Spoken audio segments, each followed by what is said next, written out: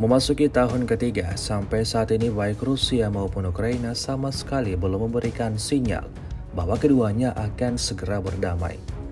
Alih-alih berdamai, intensitas perang justru lebih meningkat dalam setiap pekannya.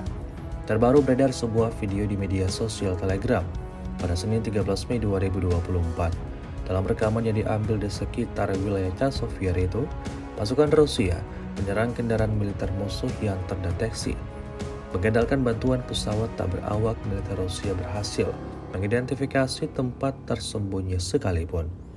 Tanpa buang-buang waktu, serangan mematikan langsung dikerahkan.